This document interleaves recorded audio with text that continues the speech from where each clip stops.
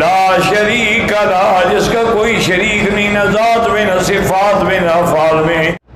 میرا نام فہد محمود ہے اور مجھے یہ پریشانی ہے تو اللہ سے دعا مانگو۔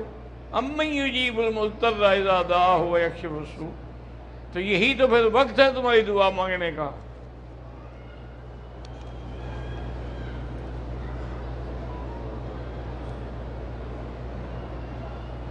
کہتے ہیں کچھ لوگ تعزیت کے لیے ہاتھ اٹھاتے ہیں، کچھ نہیں اٹھاتے، کوئی حرج نہیں ہے، اٹھائیں نہ اٹھائیں۔ ہندوستان کے مسلمانوں کے لیے دعا کریں کہ اللہ ان کی جان، مال، آبرو، عزت کی حفاظت کرے۔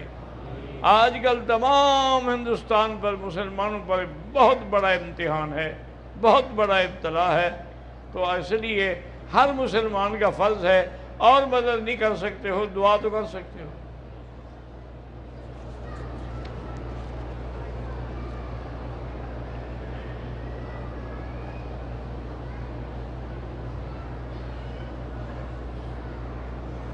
کہتا ہے میرے بیٹے نے 4 سال پہلے حفظ کیا، عالم بنانے کے لیے مدرسے میں داخل کیا، 4 سال میں کچھ نہیں پڑھا، اب تو اس نے چوری کرنا بھی شروع کر دیا ہے۔